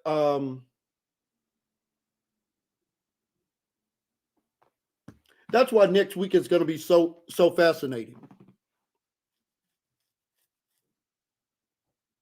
No, Bama is not great. No, Bama is far from great. Bama's darn lucky to be going into that game with just one loss. Had Brian Hartson knew how to tell time and manage game situation, Alabama would be dead in the water. No, Ohio State is not great. Okay, dead. Okay, now you're just having fun with it now.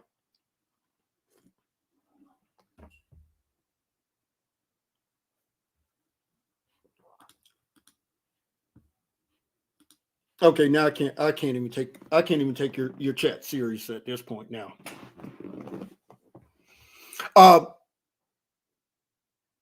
Oklahoma State just took the lead.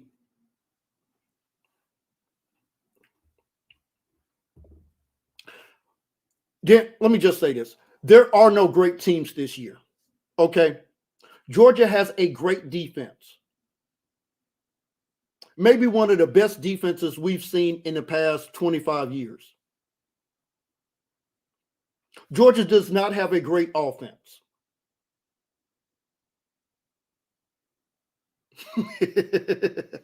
I know you are. But no, Georgia does not have a great offense.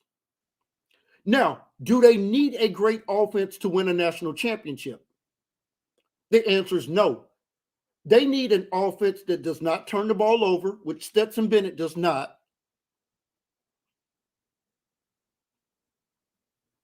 And because of that, he keeps them in the ball game, turns it back over to that defense, and that defense puts you to sleep. No, thank you, Dennis. Like I said, man, I've had so much fun with you guys this year. Um, it, guys, for everybody that knows, we go back and forth. Um, but I can say this with everybody that's been on the chat, whether it's been Jet, whether it's been Dent, Ash, all of you guys.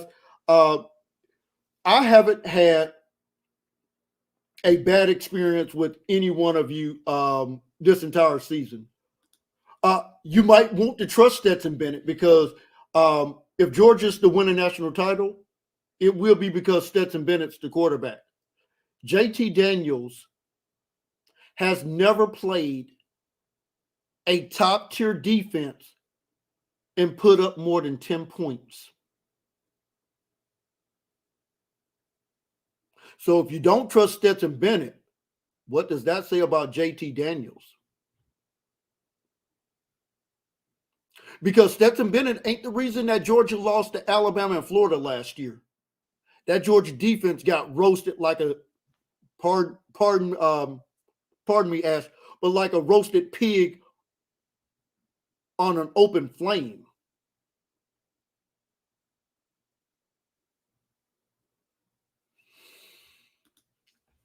That's because of a lot of dumb mistakes that other teams are making. Arkansas gets a punt blocked, leads to a touchdown. Clemson, if they don't throw the pick six, does Georgia win that game in week 1?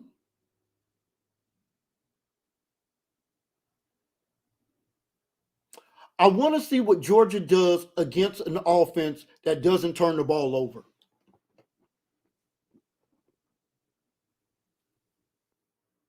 That would be fascinating.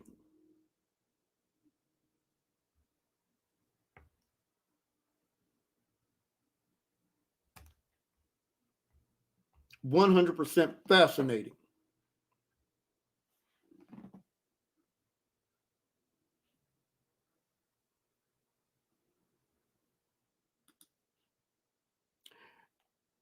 And guys, as we get ready to get out of here, I'm going to do a quick rundown of the games real quick in the SEC. Want to thank you once again, Jet. I'm going to pop that. Dan, I'm going to pop that up there as I do the final rundown here. But want to say before I get out of here, thank you all once again for allowing me to be the host of this show. Hopefully you've enjoyed it. I know I have. On behalf of my entire team at the Crunch Time Sports Advantage Network, thank you once again to Mark for allowing me to host this show, talking SEC football. You guys are the best fans in the world. You love your teams. You know your teams. And all of the fan bases. This is why we wanted to do this particular show. So a quick final rundown on all of the SEC action this weekend. Ole Miss on Thursday beats Mississippi State 31-21 in an absolute rainstorm. Arkansas, congratulations, Ash. Your team is going bowling. 8-4, 34-17 win over Missouri. Love the picture with Sam Pittman and the trophies sitting down in front with the bowling ball. I did catch the bowling ball.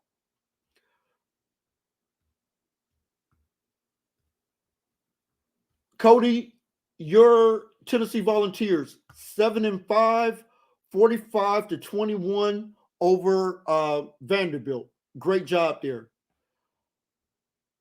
For all of my Florida Gator fans, Jet, all of you guys, I know it's been a tough year, but beating Florida State always feels good. So 24-21, Florida should be going to a bowl game.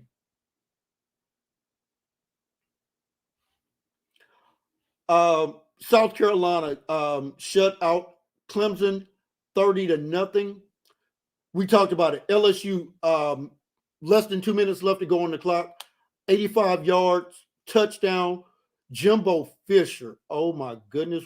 Boy, we got some stuff to talk about next year. Beats Alabama, still loses 4 games in the SEC.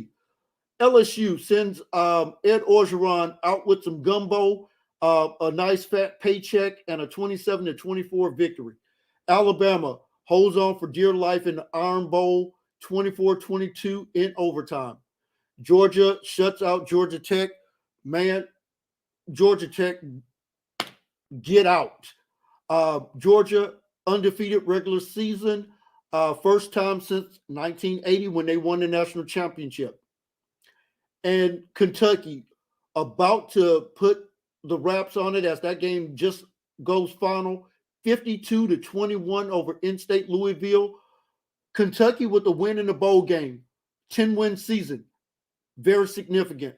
Guys, on behalf of my team, once again, thank you for a great season. Have a great night. Enjoy the bowl games. Enjoy the SEC championship game. God bless. Have a great night.